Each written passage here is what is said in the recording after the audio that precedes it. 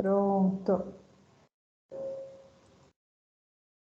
Bom, primeiramente, boa noite a todos que estão aqui. Queria agradecer o Martin por ter aceito o convite para dar essa palestra.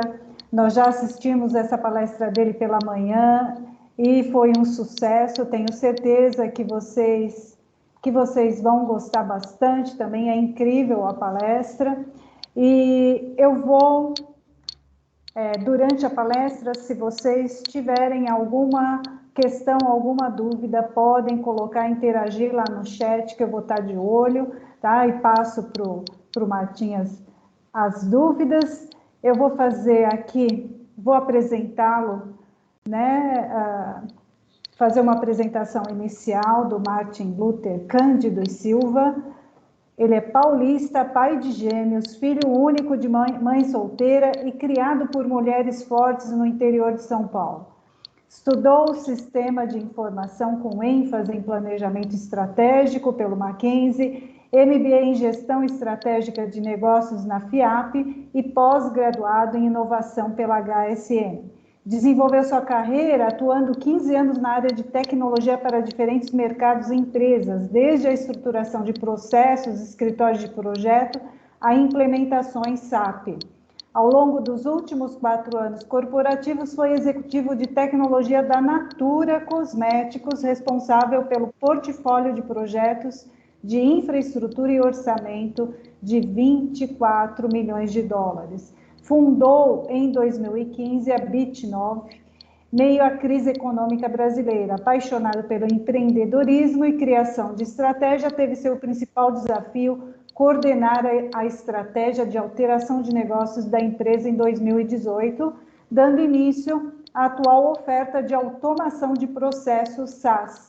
Atualmente é CEODA e influenciador desta tecnologia junto ao meio corporativo, divulgando RPA como alavancador da transformação digital e produtividade. Agora eu passo, então, obrigada a todos aí pela participação, e eu passo a palavra para o Martin, e boa palestra a todos. Obrigado pela introdução, Cássia, mais uma vez, obrigado pelo convite. Fico muito feliz de voltar para o Mackenzie, principalmente para falar com esse pessoal que está iniciando a sua trajetória aí no meio profissional ou que está fazendo uma movimentação de carreira. Espero que a palestra, na verdade não é uma palestra, né? Longe de mim querer tratar isso como uma palestra, mas é mais um bate-papo e eu quero muito que vocês interajam. Eu acho que é uma oportunidade muito bacana para quem está querendo descobrir novas oportunidades para sua carreira. Então, deixem suas perguntas aqui no chat. No final, a gente sempre comenta. E se quiserem me interromper, é só levantar a mãozinha aí. A gente consegue fazer uma pausa e falar sobre os temas de uma forma mais profunda do que eu for abordando aqui. Mas lembre-se, é um bate-papo e a gente quer, no final de tudo isso, que vocês saiam com informações relevantes para a tomada de decisão do que é o caminho e a trajetória da carreira de vocês. Tá bom? Se todo mundo estiver vendo minha tela, eu vou dar um início aí à nossa conversa. Tá ok. Perfeito, obrigado, Cássia. Então vamos lá.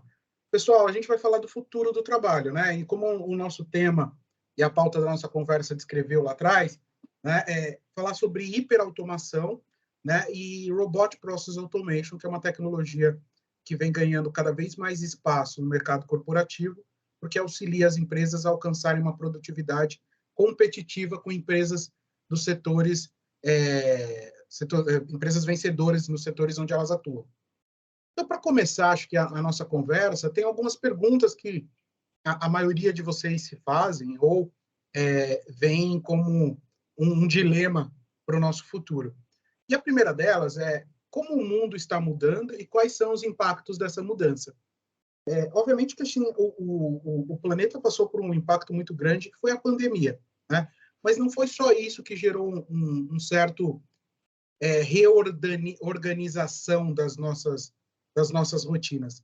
Foi também o fato do planeta estar se atualizando de forma muito mais rápida, né? Cada vez mais as tecnologias são disruptivas, ou seja, uma tecnologia que nós treinamos e aprendemos até ontem, quando nós se tornarmos especialistas nela, provavelmente ela já está obsoleta, né?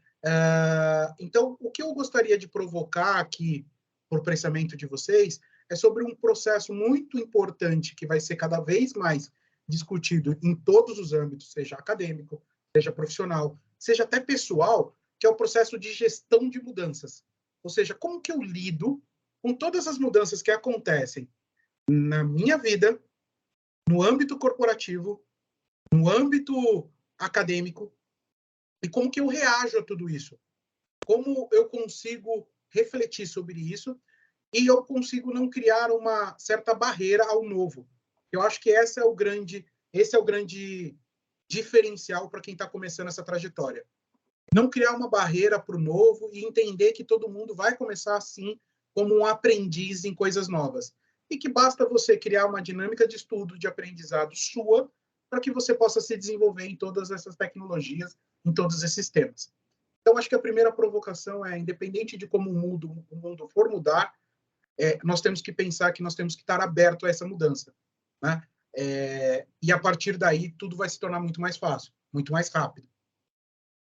Mas a gente não para por aí, né? Como que é a experiência do colaborador e o que os colaboradores desejam, né, nesse novo cenário ou nesses próximos tempos, né? O que mais provoca nas pessoas, sob o ponto de vista de expectativas para a empresa onde eu vou trabalhar e que sai, e torço muito, a expectativa para as empresas que eu vou construir. Eu espero muito que aqui tenha outros empreendedores assim como eu. Então, algumas dessas perguntas foram respondidas ao longo desse período de pandemia, que não foi bom ou ruim, mas que foi necessário para que a gente pudesse se reorganizar sob o ponto de vista de trabalho. Então, todo mundo foi para casa, passou a trabalhar de casa, passou a interagir com a família dentro de casa, passou a interagir com o trabalho dentro de casa, passou a interagir com os estudos dentro de casa. Então, acho que é super relevante e importante a gente entender o que a gente teve de lição aprendida nesse novo modelo, né? O que eu posso permanecer e perpetuar, né? Ou seja, a confiança, a orientação a resultado. O que eu tenho que mudar? O que eu tenho que aperfeiçoar? As relações, né? A interação entre as pessoas, para que a gente não fale mais com avatares, né? E siglas de nome. Ou seja, o que eu tenho que mudar para manter esse modelo saudável, sem fazer nenhum tipo de impacto à rotina psicológica e à rotina do dia a dia de vocês? Muitas pessoas também se concentram num espaço onde não cabe o trabalho e os seus afazeres domésticos, né? Porque é um espaço muito pequeno. Então, a gente tem que aprender a acomodar tudo isso.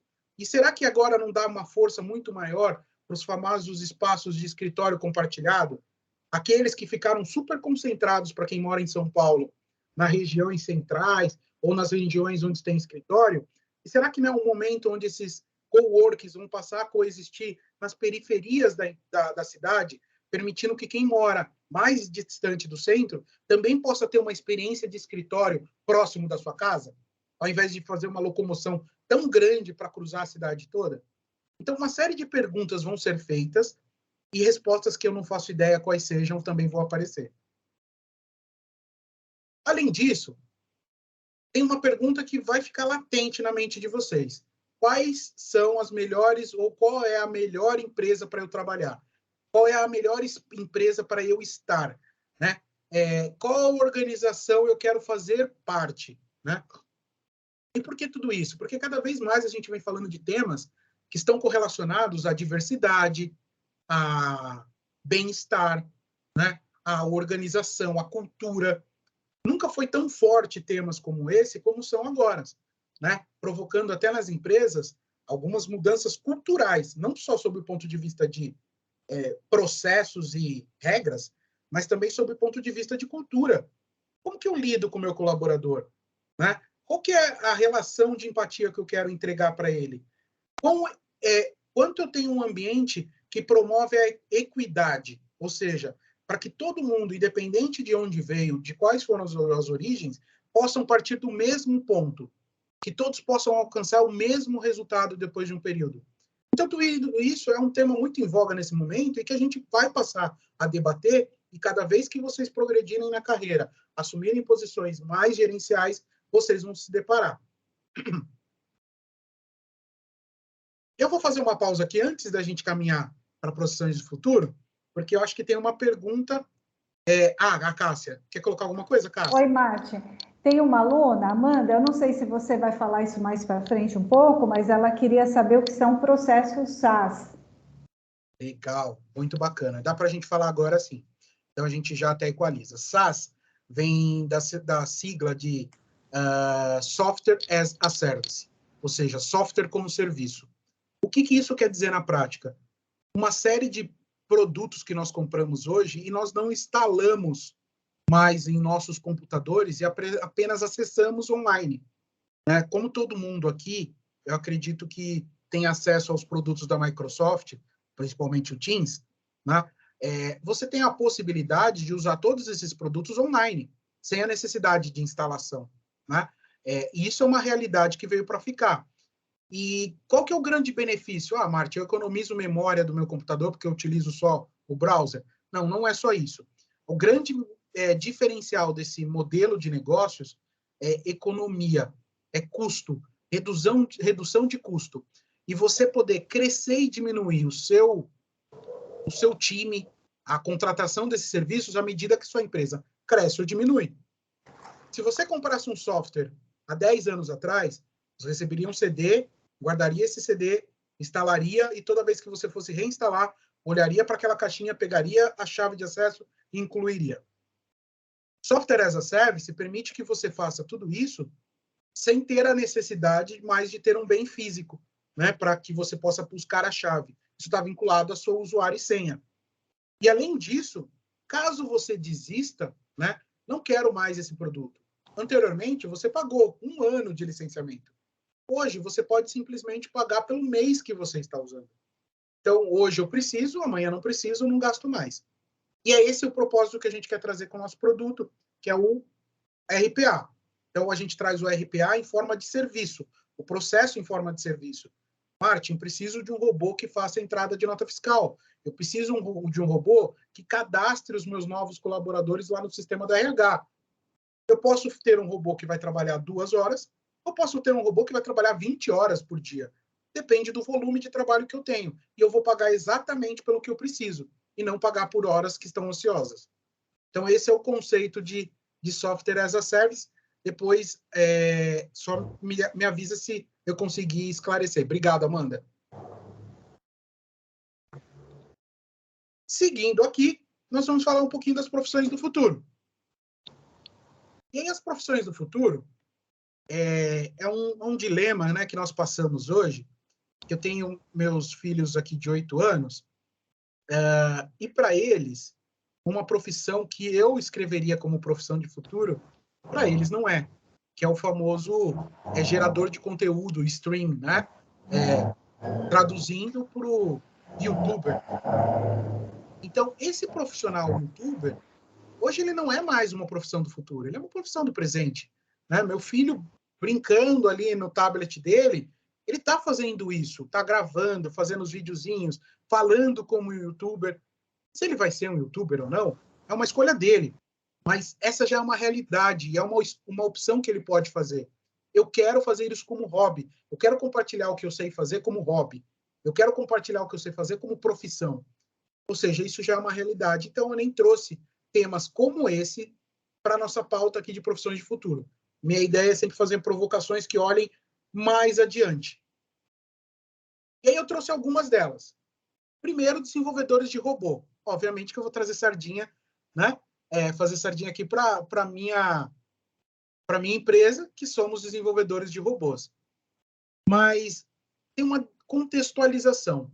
Robô, até meados de 2005, 2006, eram considerados aqueles equipamentos que estavam nas fábricas, auxiliando manufaturar alguns produtos. Então, eles estavam na indústria automobilística, eles estavam na agricultura, eles estavam em diversos setores, mas replicando atividades mecânicas e físicas do humano. E estavam longe de ter essa carinha aqui, do nosso robozinho do lado aqui, que tem essa carinha de humanoide. Depois, com o passar do tempo, 2010, 2011, a gente foi caracterizando a visão do robô muito com essa feição, os famosos humanoides, né? Então, empresas, né, brasileiras, americanas, japonesas, buscando desenvolver soluções que têm a percepção de que tem um robô igual, né, para os mais contemporâneos a mim, um desenho chamado Os Jacksons, né? Que a gente viu o robozinho lá andando e fazendo as limpezas da casa. Então, para a gente, aquele conceito era o robô do futuro. O robô do futuro não é mais este, né?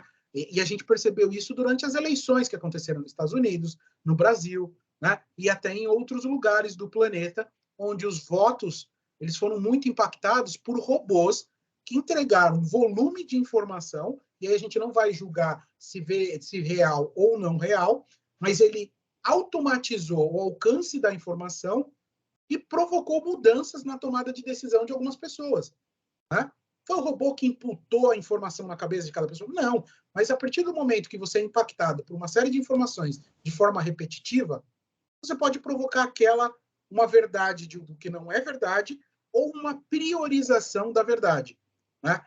Em frente a tantos fatos relevantes, você foi impactado com tanta informação que você começa a dizer que aquela verdade, que sim, está correta, passa a ser mais relevante do que todo o restante, porque é ela que aparece muitas vezes na sua tela do celular, na sua tela do computador, e assim por diante.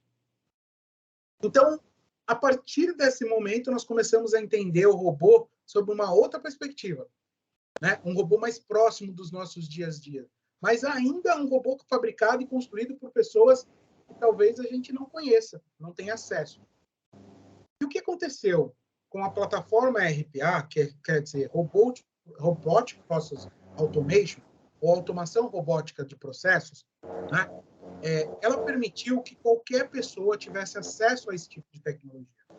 Né? E não necessariamente uma pessoa que tenha skill técnico, que passou pela universidade de tecnologia, e sim uma pessoa que tem aptidão, que tem interesse em trabalhar com tecnologia, e simplesmente começou a fuçar o que é possível fazer com um pequeno robô. E aí ele passou a operar o e-mail, depois a operar uma planilha, depois a operar um sistema, até você ganhando cada vez mais expertise e experiência para fazer coisas mais relevantes. Então, essa é a profissão do futuro de fato. Desenvolvedores de robô, eles estão se destacando de uma linha de desenvolvedor padrão de código, porque eles usam alguns dos conceitos que eu vou falar mais adiante de no-code e low-code. Então, o desenvolvedor de robô não necessariamente precisa ser um desenvolvedor com experiência em Java, Python, né, VB. Principalmente porque hoje nem na nossa empresa, no nosso processo de capacitação, a gente espera esse tipo de experiência dos profissionais mais júniores. O que a gente espera é uma lógica sistêmica de como as coisas funcionam. Para que eu possa preparar preparar um bolo, eu não posso quebrar o ovo depois que o bolo estiver assado. Então, essas percepções lógicas é que determinam a sua capacidade de utilizar essas ferramentas a seu proveito e automatizar cada vez mais as suas tarefas rotineiras. E eu vou dar mais exemplos dessas tarefas mais para frente. Mas se a gente não ficar só nesse tema, falar um pouquinho do gestor RH 4.0 ou gestor de recursos robóticos. Cada vez mais nós temos um dilema de equalizar os interesses do humano com os interesses da tecnologia. Martin, mas uma tecnologia tem interesse? Sim, ela tem um propósito pela qual ela foi construída. E esse propósito precisa ser respeitado. Muitas vezes, né, em conflito com interesses do humano, que tem uma barreira com a gestão de mudança, que não quer que aquilo mude a forma como é feita. Mas se você automatizar, ele ganha mais produtividade, a empresa vai mais rápido. Então tem um conflito de interesse que o RH tem que gerenciar. E esse RH, ele está se transformando nos últimos anos.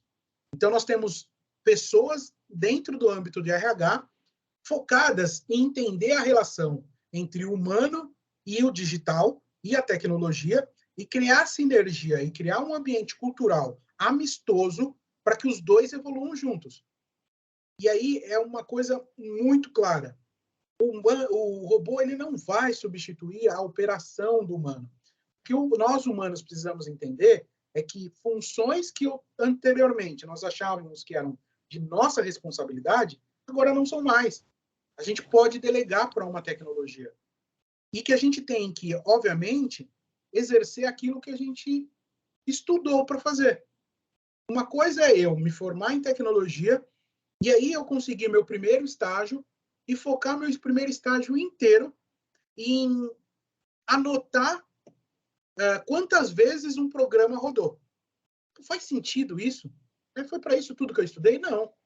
Eu gostaria que o robô fizesse por mim, gerasse uma grande planilha, um banco de dados, e a partir dessa grande planilha e banco de dados, eu pudesse capturar informações relevantes que permitam entender um comportamento. Ou seja, o robô todo dia trabalha até as 18. Quando dá sexta-feira, ele trabalha até as 20.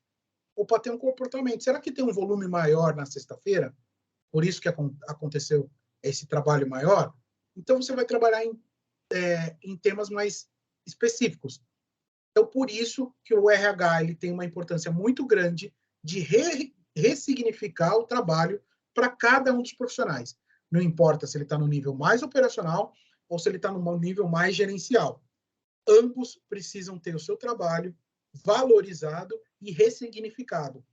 E acho que o mais claro de tudo isso, gerando feedback para as pessoas de qual é a expectativa que a empresa tem com elas. Então, a minha expectativa para você, Martin, é que você garanta que esse processo rode com eficiência.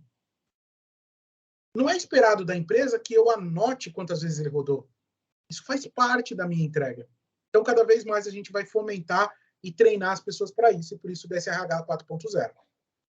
Gestor de novos negócios e inteligência artificial. Né?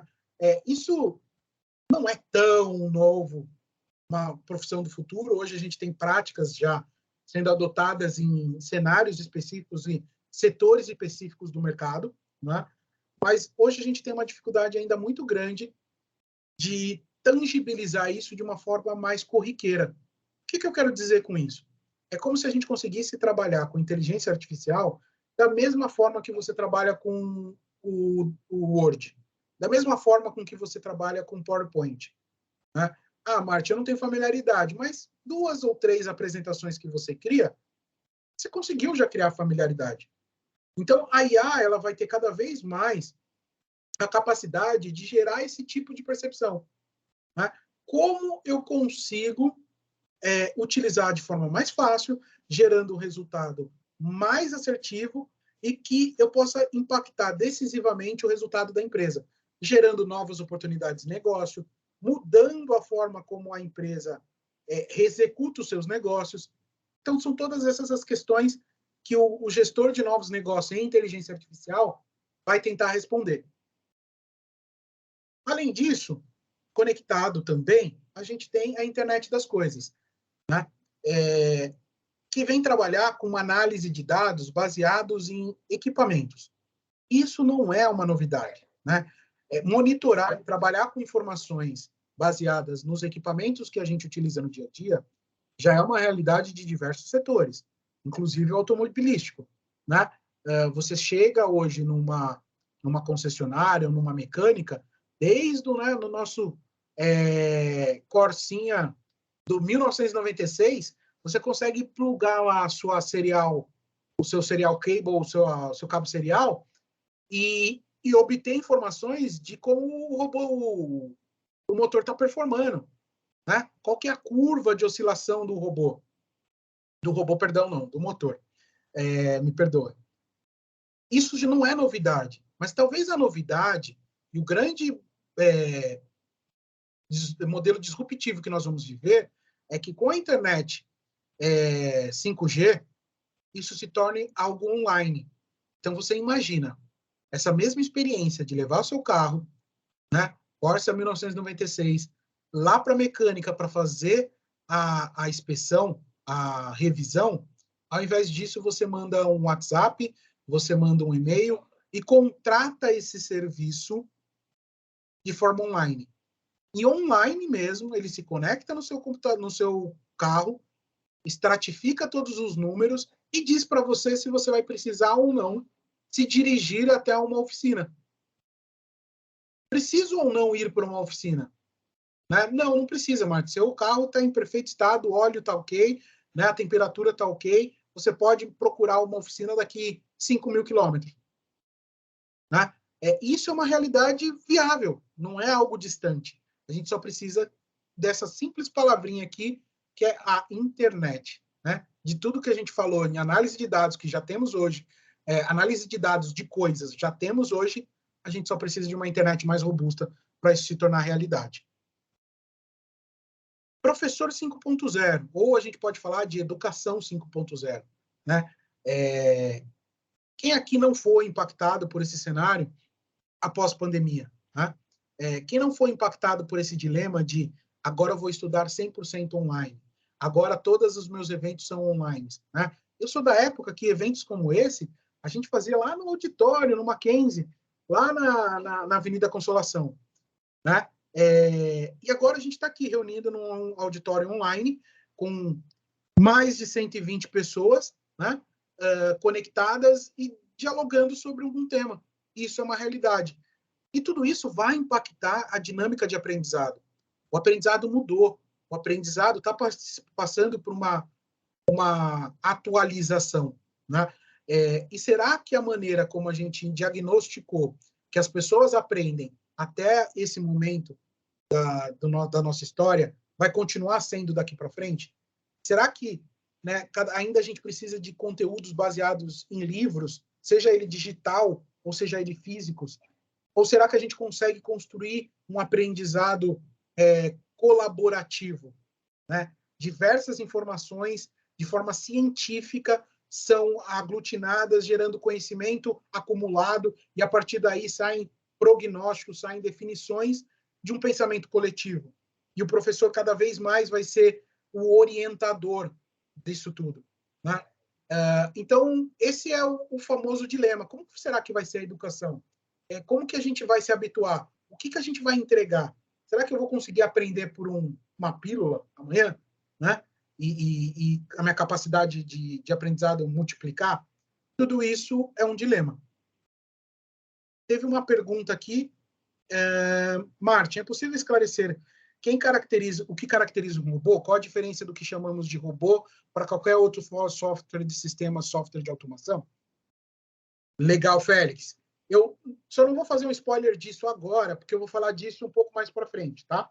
Mas eu vou explicar bem quais são as características que determinam um robô, e aí eu vou falar o robô software, né, o RPA, de outras tecnologias que podem se similarizar com esse tipo de abordagem. Mas eu prometo que eu vou voltar nesse tema aí para responder para você, tá bom? Falando agora, dando continuidade, a gente tem piloto espacial, comercial de drones. Isso já é uma realidade praticamente, né? Quem viu aí o último campeonato estadual tanto o paulista quanto o do Rio de Janeiro, viu drones pilotando câmeras, né? Ou interagindo com a dinâmica de câmeras da cobertura do estádio. Isso tudo em forma online, sem perda de sinal, de forma dinâmica, né? Sem fios e cabos, que anteriormente a gente via muito ao redor do campo. Então, tudo conectado, tudo online e funcionando de forma instantânea, sem delay. Isso já é uma realidade. Enquanto tem uma pessoa comandando o drone, tem outra pessoa comandando as câmeras. O cameraman perdeu o emprego dele? Não, ele teve que se atualizar para operar a câmera em um robozinho que anda tanto no chão quanto uma espaçonave, né? Mas ele teve que se acomodar basicamente a isso. E vai ter um operador que vai operar esse equipamento enquanto as câmeras são monitoradas por outra pessoa. Então, tudo isso é uma realidade, né? Que a gente vai ver cada vez mais profissões se desenvolvendo nesse sentido. Arquiteto e engenheiros 3D. Isso aqui não é o que a gente conhece como engenharia 3D de fábrica. Hoje a gente já tem em casa, acho que todo mundo aqui deve ter alguma peça fabricada em máquinas 3D. né? Principalmente os fones de ouvidos mais novos, todas as peças são desenvolvidas em máquinas 3D, né? Mas isso é uma exclusividade ou uma característica de cenários corporativos, indústrias. O que a gente vai perceber é um crescente aumento de profissionais, arquitetos e engenheiros orientados a gerarem produtos 3D para potencializar o uso domiciliar. Então, o que eu quero dizer com isso? Quebrou aqui a minha garrafinha de água. E quebrou a tampinha superior. Ao invés de jogar tudo isso aqui fora e comprar uma nova, eu vou no site do fabricante dessa garrafinha, localizo a tampa e vou imprimir na minha impressora de 3D, que vai ser uma realidade para todo mundo. Já é uma realidade, né? Só é não acessível financeiramente ainda, mas a gente está caminhando para um cenário muito mais acessível. E eu estou trazendo um exemplo. Hoje a gente já tem impressão de alimentos, a gente já tem impressão de estruturas de alvenaria. Então, tudo passa por uma reengenharia de proporcionar. E aí o que você vai ter cada vez mais é empresas criando moldes para entregar essa experiência 3D para você usar dentro de casa. Depois, um próximo passo, muito conectado a isso também, desenvolvedor de dispositivo wearables. Na verdade, é um desenvolvedor para roupas, né? Roupas que tenham a capacidade de medir a sua performance, que tenham a capacidade de medir a sua temperatura, né? Tem a capacidade de medir se você está oxigenando, né? Se você está saturando, e passar esse diagnóstico online para alguém que está te monitorando ou para ferramentas que estão te monitorando de forma dinâmica. Imagina que bacana isso, você poder ir para casa, você que tem diabetes, vestir a sua camiseta e a sua camiseta te dizer, através da sua transpiração, se você está com o nível, né, de glicemia alterado ou não. Né? Isso cada vez mais está se tornando tendência. Né? A tecnologia um pouco menos, produtos pouco menos tecnológicos, como roupas que secam mais rápido, roupas que ventilam, né? Mas cada vez mais a gente vai ver a possibilidade de conectar a tecnologia mais fortemente a esses dispositivos. E aí eu vou para a parte que eu mais gosto, né? Além de ser gordinho, né? É o que fala para mim do grande escassez do mundo. Qual que é a grande escassez do mundo? É que o mundo está crescendo, cada vez menos a gente tem recursos naturais para atender toda essa população e que a gente vai precisar se reinventar para que todo mundo tenha recurso para se alimentar, para se locomover, né? Para respirar. E tudo isso precisa ser feito pensando agora, em atividades acadêmicas, né, de pessoas que estão estudando esse tema hoje, para em 10 anos a gente ter algo viável e prático de se utilizar. E quando você desenvolver tecnologias de alimentos desenvolvidos a partir de insetos, né, alimentos desenvolvidos a partir, proteínas desenvolvidas a partir de frutas, né, você vai precisar ter um chefe que tenha a capacidade de transformar isso em algo palatável, em algo legal, em algo visualmente agradável. E eu acho que esse é uma brincadeira aqui, né, chefe gastronômico de food tech, mas é a conexão perfeita. Porque se a gente se habituar só a resolver o problema da alimentação, a gente vai ter o que a gente via nos filmes do futuro. Grandes barras de cores específicas, né, que a gente não sabe o que é, finge ter um gosto de alguma coisa, mas que nos alimenta. Mas não é agradável de se comprar, nem de se comer. E o chefe ele tem esse âmbito, essa capacidade de transformar isso tudo em algo legal e algo agradável. E, por último, não menos importante, e até com certo destaque aqui, o que eu entendo que vai ser o modelo que pode colocar o Brasil em um destaque na geopolítica, né? na geoeconomia, ou seja, no âmbito global, como que o Brasil pode se diferenciar. Com uma série de outros aspectos que hoje a gente já utiliza. Mas tem um recurso, que são os biomas, né? A flora, a fauna, a biodiversidade que a gente tem no nosso país, que nós não conhecemos, e que pode transformar esse planeta sobre vários aspectos. Então, biomas que a gente pode entender que são frutos, folhas, que podem representar uma mudança pragmática no nível do aquecimento global, né? Se a gente multiplicar a quantidade de existência desses itens, né, na velocidade com que eles produzem, né, frutos que crescem mais rápido, se produzem mais rápido e que nos alimentam de forma tão consistente como a soja, o trigo, por exemplo. Então, tudo isso está disponível dentro da nossa biodiversidade. Mas a gente precisa olhar para isso como uma riqueza e não como um espaço. Enquanto a gente olhar a biodiversidade como um espaço que eu quero popular com coisas que eu sei fazer hoje, a gente não vai tirar proveito disso.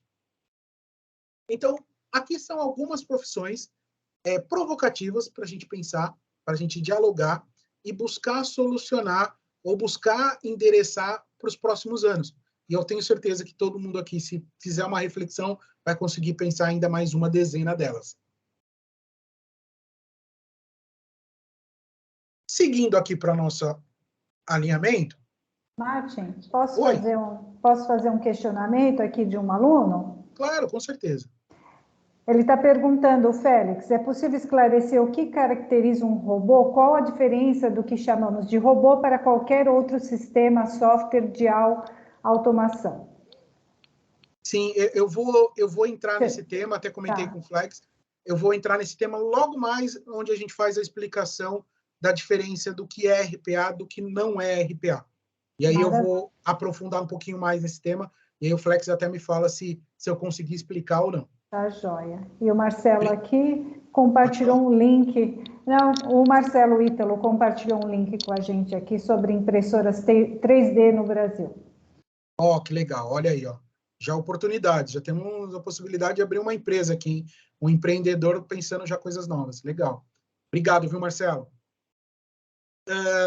Seguindo, então, aqui no processo de transformação digital, nós vamos falar um pouquinho do mercado. Então, eu falei muito, né, no último tema que eu falei de biodiversidade. Mas vamos falar do nosso mercado hoje, global hoje, né? E quando a gente fala do nosso mercado global hoje, eu estou falando que o Brasil, hoje, ele tem uma produtividade máxima de 75% do seu potencial. Então, quer dizer que eu, Martin, abri uma empresa com mais 3 amigos do Mackenzie. Nós vamos trabalhar duros, vamos ralar muito, mas a gente tem uma ideia super bacana, um produto super legal, que está crescendo, mas nós 4 trabalhando todos os dias arduamente, quer dizer que nós vamos chegar no máximo de 75% de produtividade. Ou seja, é como se uma pessoa tivesse todo o tempo dela descartado. Sabe o que é todo o tempo dela? Você parar hoje e falar, jogo no lixo tudo que eu fiz, né? E só outras 3 pessoas geraram algum tipo de produtividade para a empresa. Isso é muito impactante sob o ponto de vista econômico das empresas. E isso está muito conectado com o que a gente ouve e diz do custo Brasil, né? E aí, obviamente, é uma percepção minha, né, da análise econômica, mas o custo Brasil ele não está atrelado somente ou diretamente ao custo de impostos no Brasil. Né? Impostos a gente tem em todo lugar do planeta, pessoal. E isso reverbera para a economia interna daquele país. Pô, mas lá na XYZ o imposto é de 1%. Ok, mas esse 1% provavelmente reverbera dentro da economia interna. Porque talvez tudo seja tão acomodado que 1% seja suficiente para satisfazer o Estado para ele fazer o papel dele dentro daquela economia. Eu estou falando de países que possam ter, sei lá, 10 milhões de pessoas, né? Que é menor que São Paulo. Né? Então, tudo isso é um contexto muito amplo. Só que uma verdade a gente tem. Hoje, o custo de operar uma empresa, de se produzir algo no Brasil, ele é alto pela nossa ineficiência produtiva, ou seja, muitas vezes ligado à educação, formação, habilidade, isso é um fator. Também está muito ligado à assiduidade, ou seja, o quanto a gente está presente no trabalho, o quanto a gente está disponível no trabalho, né? E isso não tem a ver só com um querer, muitas vezes tem a ver com choveu demais, parou São Paulo, aquele dia parou São Paulo. Quer dizer que ninguém quase vai conseguir chegar no trabalho, vai chegar uma ou outra pessoa, né? Então, imagina o quanto custa São Paulo ficar parado um dia. E outros aspectos que são inerentes ao nosso contexto nacional. E o último deles, né, é a burocracia que a gente tem para fazer as coisas. Então, o tributo ele não é o problema, é o quanto de esforço eu gero dentro da minha empresa para medir o tributo, apurar o tributo, pagar o tributo, comprovar que eu paguei o tributo e depois prestar conta anual desse tributo. São controles dos controles que são complexos, nem todo mundo sabe fazer. Se você contrata uma empresa para fazer, não necessariamente ela é a melhor e está fazendo do jeito certo, e você acaba tendo ainda dentro do seu time uma pessoa para validar o que está sendo feito pelaquela empresa que você contratou. Isso é ineficiência. Isso é custo Brasil. E é isso que a gente tem que mudar. E a gente muda isso como? Estruturando e padronizando as tarefas para que, de forma clara, a gente não tenha variação de uma pessoa para outra. O que eu quero dizer com isso? O Martin, que já vem lidando aqui com robôs há anos, ele consegue criar um robôzinho que faz uma pesquisa no IBGE em 3 horas. 3 horas ele desenvolveu o robô e está pronto, funcionando.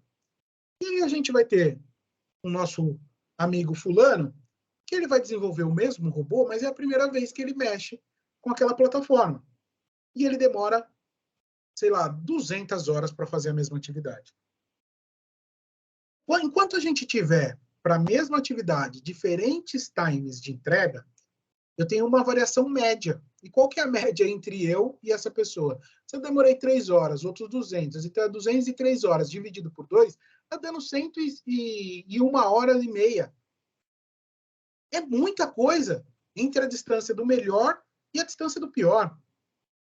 Então, o que a gente faz com a padronização, com a automação, é tentar equalizar e aproximar esses ranges para que cada vez mais eu tenha pessoas que gastam suas 3 horas, de uma boa performance, porque são seniors, e outros que gastam no máximo 10 horas, porque a boa parte daquelas atividades que ele deveria fazer para criar o robô já foram automatizadas. Ou é um produto que já está pronto, ou é uma tecnologia que já entrega boa parte daquilo funcionando, ou são conectores com APIs. Então, é isso que é produtividade, e é isso que a gente tem que buscar. Além disso, olhando para países, não só Brasil, que o mercado é muito amplo, a gente olhando países emergentes que majoritariamente estão no hemisfério sul do planeta, exceto ali a Oceania, a soma de todos esses países, a produtividade desperdiçada por eles é estimada em 3 trilhões de dólares. Pessoal, é 2 vezes ou mais o nosso PIB. Cara, é 2 Brasis entregando dinheiro e jogando no ralo. Enquanto no hemisfério norte, as pessoas são muito mais produtivas e conferem uma relação de quase 3 vezes a produtividade no hemisfério sul. O que eu quero dizer com isso? Um profissional nos Estados Unidos desempenhando a mesma função que um profissional no Brasil, o profissional nos Estados Unidos equivale a 4 profissionais brasileiros em termos de entrega. São diversos fatores, mas essa produtividade, essa escala, ela é muito gritante. Quer dizer que para minha empresa ter sucesso aqui no Brasil, eu preciso de 400 pessoas. E para que ela tenha sucesso nos Estados Unidos, eu preciso de só 100. Então, a gente precisa aproximar essa competição para que esse hemisfério e esses países emergentes não fiquem somente em commodities. O Brasil não seja somente o país do agro, não seja só o país, né, dos minérios e das commodities. Então, a gente precisa fazer com que a nossa indústria seja mais competitiva, que as nossas tecnologias sejam mais competitivas. E aí a gente precisa aplicar automação em toda a cadeia, não é só na TI. Então, esse aqui é um panorama global para poder fazer a inserção do que é produtividade. E o que é produtividade? É exatamente o que eu acabei de explicar, que é a capacidade de você fazer algo em determinado tempo. A minha produtividade era de fazer um robô em 3 horas, a do fulano a produtividade é de fazer um robô em 200 horas. 1 para 200 e 1 para 3. Essas são as relações de competitividade e produtividade. É isso que a gente tem que procurar deixar cada vez mais próximos esses 2 números. o inicial de produto feito com volume de esforço para entregar esse produto. E aí veio, obviamente, que a tecnologia Robotic Process Automation, que o que é o RPA? O RPA é um software que foi desenvolvido baseado em tecnologias e linguagens de desenvolvimento conhecidas por nós, que eu vou falar mais para frente, só que ele trouxe um conceito de modularizar, de componentizar ações para que nós, né, pessoas que estamos começando nessa jornada de desenvolvimento, pudéssemos utilizar de forma prática e simples, com apenas alguns conhecimentos de programação do que é um if, do que é um else. Você consiga desenvolver robôs que, if tem e-mail novo na minha caixa, então faz a leitura do e-mail, coleta o anexo, pega os dados do anexo e coloca numa planilha X. Se não, você descarta o e-mail, manda uma mensagem, não há anexos nesse e-mail. Com essa maturidade, com essa análise de desenvolvimento, essa capacidade de desenvolvimento, você já consegue construir robôs em automação. Por isso que a gente acredita que isso é um cenário bastante amigável e disruptivo para o futuro. O que eu quero dizer com isso? Né? Que se eu utilizo softwares que me entregam coisas pré-prontas para eu construir essas famosas automações, quais são os steps que eu preciso para percorrer, para ir do começo até o fim do meu primeiro robô, minha primeira automação? A primeira coisa é o processo. Não adianta você, vou automatizar alguma coisa, mas você não sabe o quê. Você não definiu o como. Você precisa conhecer o processo. Você precisa ter contato com a pessoa que executa o processo, entender o que ela faz. A partir daí, você vai poder utilizar aqueles componentezinhos e fazer com que eles te ajudem a gerar o resultado. Depois disso, uma vez que você entendeu o processo, você vai entrar com aptidões já conhecidas por nós, que é a especificação funcional, análise de requisitos, que são nada mais do que regras de negócio, fluxos de trabalho. Ou seja, como que esse robô vai começar do início ao fim? O que ele vai fazer do início ao fim? Qual é o step by step dele? Uma vez projetado isso, você desenvolve o seu robô com base nessas características e inicia a execução dele de forma rotineira. É como se a gente agendasse uma tarefa e deixasse com que o robô recorrentemente executasse essa tarefa. E quais são os tipos de tarefas que a gente pode executar? Pode ser uma chegada de e-mail, então, de tempos em tempos o robô está olhando o e-mail, ou ele pode acionar por um gatilho que fala, tem e-mail novo, o robô vai lá e trabalha, né? Ele pode fazer isso sazonalmente, fazer por uma vez por ano, preenche o nosso imposto de renda. E isso são execuções, né? Isso é a automatização da execução, né? Você coloca isso para trabalhar e você não precisa ficar dando start naquela função para que o robô execute ela para você. No dia, no cenário específico, com um gatilho específico, ele vai executar essa atividade para você. E, por fim, assim como toda tecnologia que passa da especificação do escopo, da implementação, da execução no dia a dia, eu tenho equipe de sustentação, de suporte, de monitoramento, que garantem que a coisa está acontecendo da maneira correta e com a tempestividade correta, ou seja, na hora certa. Então, a gente passou aqui, dentro do processo de se construir um robô em RPA, por 4 steps. O step do processo, que pode ser um consultor de governança, um analista de processo, que pode ser um analista de inovação. Estou falando aqui, fazendo paralelos com as profissões que vocês já fazem, né? Ou que vocês possam ter interesse em fazer. Depois disso, eu vou passar para a cadeia de desenvolvimento, que está lá em envolvimento com um analista funcional, um arquiteto, um desenvolvedor, um QA, um analista de teste, tudo isso dentro dessa caixinha do âmbito amarelinho. Depois disso, eu vou para a execução. E aí, lá na execução, eu tenho práticas como DevOps, eu tenho DBAs, que estão monitorando se os bancos de dados estão disponíveis para o robô poder fazer as consultas. Eu tenho analistas de infraestrutura, garantindo que a infraestrutura onde o robô roda, ela está disponível, ela está performática. eu tenho gestores de cloud computing, de provisionamento de máquinas, tudo isso dentro desse âmbito da execução.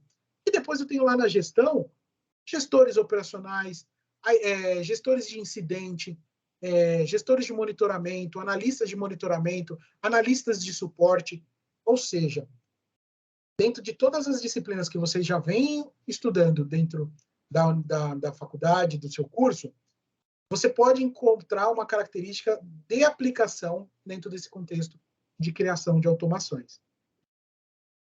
E aí, de forma mais prática e direta, eu vou mostrar para vocês uma automação.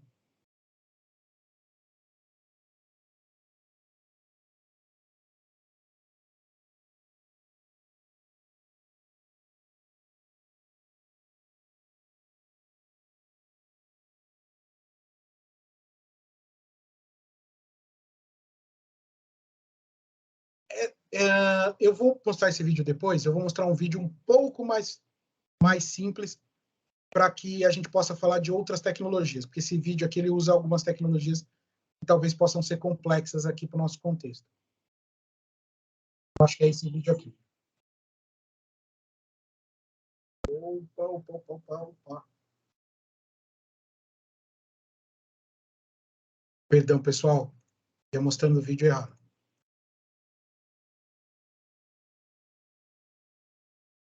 Só um segundinho.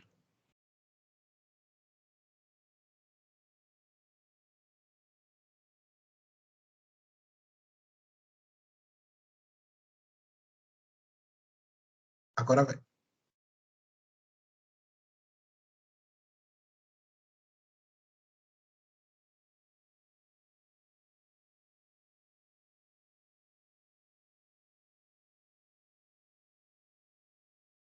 ECAC é um sistema do governo, né, onde a gente faz consulta de informes de rendimento relacionados a imposto de renda, a tributação exclusiva, a pessoas que estão no exterior e vieram para o Brasil. E aí, o que esse robozinho faz aqui? Ele está executando. Ele abriu uma pasta de rede, viu que tem diversos arquivos, abriu todos esses arquivos e vai buscar pela leitura do CPF das pessoas que estão nesses arquivos. Então, enquanto vocês estavam vendo ali do lado esquerdo, o robô abriu todos os arquivos, leu todas as informações e criou um XML aqui com as informações de cada pessoa para ele poder consultar lá no site do governo. E aí ele acessa, assim como uma pessoa acessa, navegando nos campos, na tela, colocando usuário e senha, fazendo a consulta de cada um daqueles caras. Né? Tá até um pouquinho rápido aqui, porque o robô naturalmente faz nessa velocidade. Então, ele navegou, encontrou uma pessoa, achou todos os comprovantes de informe de distribuição, fez download de tudo isso. Para esse aqui, ele achou mais 2, fez download desses 2 informes. E assim ele vai fazendo para todas as pessoas. E vai fazendo isso de forma repetitiva. Imagina agora um ser humano gastando energia para fazer isso. E não tem valor agregado nenhum. Eu não estou analisando dados, eu não estou fazendo nenhuma operação de poder intelectual. Eu simplesmente estou consultando coisas, fazendo download e armazenando em pasta. Nesse caso, o último não teve. Depois que o robô processou, ele salvou em cada um dos usuários que ele achou arquivos, ele guardou as pastinhas e, além disso, jogou isso tudo para um banco de dados que o cliente pediu. Após lançar no banco de dados, o cliente conseguiu tirar indicadores entendendo quais são as informações que foram obtidas a partir dessa consulta. Só porque o robô antes preencheu a base de dados que esse BI vai fazer a análise. Então, o que o RPA ele entrega? Ele entrega para você a capacidade de automatizar processos repetitivos e que usem comandos de teclado e mouse, assim como o seu colaborador ou usuário da sua empresa utiliza. Então, essa é a perspectiva do que o RPA pode trazer de vantagem competitiva para as empresas, deixando de fazer, né, atividades rotineiras e burocráticas como essa. E aí o Marcelo fez uma pergunta: Marcos, sua empresa fornece cursos de RPA? Sim, Marcelo. A gente fornece não só como um produto para as pessoas, né, mas para as empresas também, né? E também para os nossos colaboradores. E muitas vezes a gente contrata as pessoas sem conhecimento algum do que é automação e ela passa a ser capacitada dentro da empresa. Então, essa é a característica do novo mercado. Você não tem que procurar pessoas especialistas somente. Você tem que criar condições para que as pessoas se formem, aprendam e consigam se desenvolver naquele mercado. Espero ter respondido, tá, Marcelo? Terminando de responder, né, a dúvida do nosso colega, do Félix, né, que eu falei aqui do que é, estou falando aqui do que é o RPA, eu vou dizer também o que não é um RPA. Né? Um RPA, ele não é uma API. Ou seja, o RPA, ele não é um serviço online que está assincronamente esperando gatilhos de acionamento. O RPA ele tem uma conotação de atuar em temas com sincronicidade menor do que a instantânea, menor do que segundos, né? Talvez até maior do que minutos. O que eu quero dizer com isso? Né? Não espere que o robô como esse ele tenha a capacidade de dar respostas, mesmo que sejam downloads, arquivos, em menos de um segundo.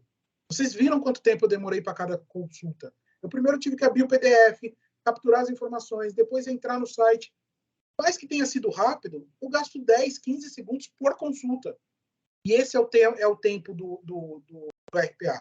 Então, ele não é uma API. Ele não vem para substituir APIs. Ele é um script scheduler, ou seja, ele é uma tarefa agendada. Ele utiliza os artefatos de tarefa agendada. Mas ele não é isso. Ele é um fluxo, ele é um código desenvolvido com base em regras de negócio. Ou seja, fluxo de decisão, se acontecer isso, faça isso, se acontecer isso, faça isso. E a partir daí ele pode ser schedulado, ou ele pode ser agendado, através de um script. Né? Start o robô tal, que são o que a gente chama de orquestradores. Ele é um sistema baseado em código? O RPA, não. Tá? Pô, Martin, mas tem o Python que tem uma biblioteca de automação. Ele tem uma biblioteca de automação. Ele não é um RPA. Um RPA, ele entrega tudo isso já componentizado para você. Você não tem que escrever linhas de códigos para poder chegar na entrega de um robô. Esse não é o conceito do RPA. A automação, sim, pode ser diagnosticada como uma biblioteca de Python de desenvolvimento. RPA é um chatbot? Não. Chatbot é um mecanismo de comunicação. Né? Então, você recebe mensagem, entrega a mensagem, faz interpretação da mensagem, mas ele não vai fazer lançamentos dentro de um sistema. Ô, Martin, mas eu já vi chatbot que faz isso. Mas é porque foi integrado a ele funcionalidades que não são só das características de chatbot. Foram integradas a eles características de automação. Então, nós somamos os dois cenários. E aí eu vou trazer um outro exemplo prático para vocês disso que a gente acabou de comentar. Esse aqui é um robô que integra as duas tecnologias, desenvolvido numa outra plataforma e que tem esse conjunto de código para fazer o que vocês vão ver aqui agora. Primeiro eu vou ter o chatbot, né? Então o chatbot não é o RPA que vocês viram na tela de trás. Esse chatbot aqui está pré-configurado para fazer interação com pessoas. E é um chatbot que faz interação para agendamento de revisão. Então, o Vinícius entrou em contato lá no chat, o robô começou a interfacear com ele, pediu algumas informações para ver se encontra o Vinícius na base de dados. Caso ele encontre, vai retornar para o Vinícius. Vinícius, qual serviço você quer? Quero uma revisão de SUV. Opa, então vamos chamar o sistema de revisão de SUV. E agora entra em cena o RPA, galera. Então, do lado direito eu tenho RPA e do lado esquerdo eu tenho o robô, o chatbot. O chatbot está mandando mensagem para o cliente com base no que o RPA informou para ele que está na tela aqui do lado. Então, vou fazer uma pequena pausa aqui para vocês verem. O RPA acionou aqui a tela e viu que tem esses mecânicos disponíveis. Avisou o chatbot que trouxe isso aqui para a tela. A pessoa escolheu qual é a opção, automaticamente o chatbot devolve para o RPA, que abre a agenda daquele mecânico e devolve para o Vinícius 3 opções de agenda desse mecânico. O Vinícius escolhe qual agenda que ele quer, o chatbot devolve o que o Vinícius escolheu para o RPA, e aí a gente segue com o processo sendo lançado dentro da ferramenta.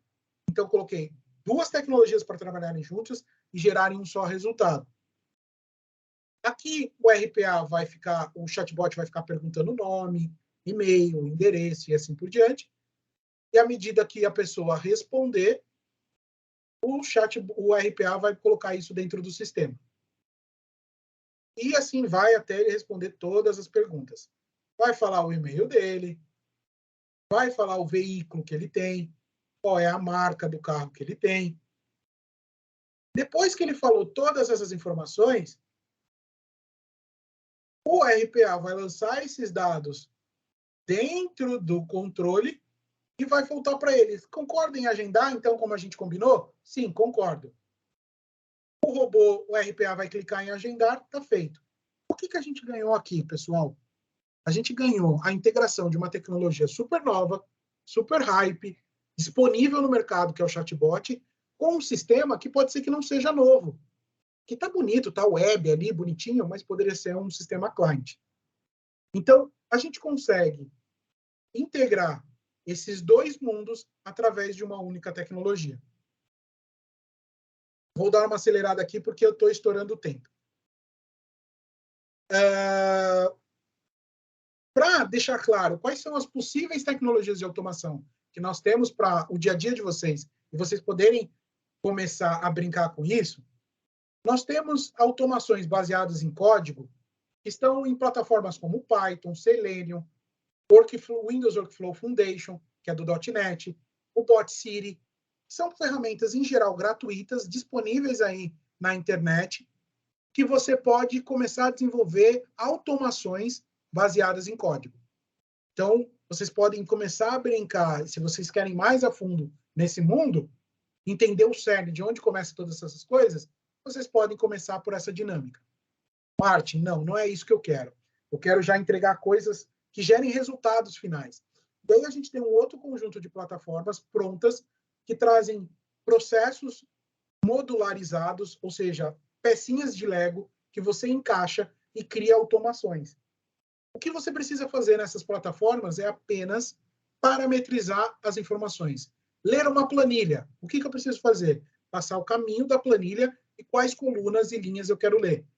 A partir daí, o robô faz por você. A partir daí, o restante do código já está pronto para fazer por você. E isso a gente entende como low-code, que são essas plataformas. E a gente já tem plataformas que a gente chama de no-code, como o Zapier, né? As mesmas que estão aqui também têm cenários de no-code, que são cenários onde você pode automatizar gravando o que você quer fazer. Você liga o gravador, clica nos lugares, o robô grava, transforma isso em código e gera uma automação para você. Ou que você tenha conectores prontos, como o Zapier, que entrega um conector que sabe ler um e-mail do seu Google e sabe lançar no seu Twitter um post com base num texto do e-mail. Isso está pronto. Você só conecta, bota usuário e senha nos 2 lugares e fala o texto do e-mail que você quer que ele considere. Então, são tecnologias no-code que permitam você alcançar também esse resultado de automação. E aí, dessa forma, você vai poder ter, né, um mix, que é o que a gente chama de hiperautomação. Robôs que substituem as nossas mãos, que são os RPAs, as automações, que manipulam teclado, tela e mouse, conectados a robôs que substituem a nossa conversação através de chatbot, robôs que podem substituir a nossa comunicação por telefone através de URA. Quem nunca ligou lá para as operadoras de telecom e foi atendido por um robô, né? Tudo isso pode estar conectado. Por OCR, que é o vídeo que eu mostrei para vocês, onde o robô lê um PDF, captura a informação do PDF e armazena para ele como dado. E depois inteligência artificial, onde eu posso aplicar modelos de aprendizado, de deep learning, machine learning, para que o robô possa tomar decisões sozinhas. Como, por exemplo, ler um contrato e identificar onde está o objeto do contrato. Qual que é o foco do contrato? Opa, achei a cláusula objeto. Aonde que termina a cláusula objeto? Nesse ponto final. Ele traz todo aquele recurso de dados e já deixa disponível para o advogado. É aí que a gente está aplicando análise de sentimento, análise de sensibilidade e outros prognósticos da inteligência artificial. Eu não vou entrar muito a fundo, porque é uma disciplina à parte. Mas você conectando tudo isso, você dá, sim, produtividade para a sua empresa de maneira mais efetiva. E, obviamente, que você também passa a ser um profissional muito interessante para o mercado, que é o que sabe lidar com essas diferentes tecnologias para gerar produtividade no contexto de uma empresa. Pessoal, acho que eu encerro por aqui e deixo para as dúvidas. Acho que tinha algumas dúvidas aí, né? Isso, Martin. A gente precisava encerrar, pessoal, porque nós vamos ter, nós temos uma outra palestra agora às 19h30, né? Tem aqui algumas perguntas, né? O pessoal pode entrar em contato com você pelo LinkedIn? Pode sim. Eu vou deixar meu LinkedIn aqui para vocês também. Ele está aqui, tá? Mas eu também vou deixar aqui na nossa conversa para vocês. Tá joia, então. Deixa eu só escrever aqui para o pessoal. E eu agradeço muito, Martin. Foi excelente. Vocês gostaram, pessoal? Vocês gostaram da palestra? Obrigado, Flávio. Obrigado, Rafaela. Espero que tenha trazido algum tipo de novidade para vocês. Legal. O Martin colocou aqui o LinkedIn dele. Então, se vocês têm alguma pergunta, pessoal, por favor, podem mandar lá para ele, né, Martin? Com certeza. O pessoal gostou bastante. Realmente é muito interessante, muito legal. Esses robozinhos que você mostra aí, né, o que eles fazem é incrível mesmo. Martin, muito obrigada, viu, pelas palestras de hoje, por ter aceito o convite, foi muito bom, né? E obrigado a todos que estavam aqui, a participação de todos, a interação. Uma boa noite para todos. Martin, obrigada mais uma vez. Obrigado a vocês. Pessoal, foi um grande prazer rever todos vocês. Entrem em contato comigo, eu estou à disposição de todos vocês. Obrigada. Obrigado, um abraço. Boa noite. A gente Boas pode ir para palestras. outro. Obrigada. Boa noite.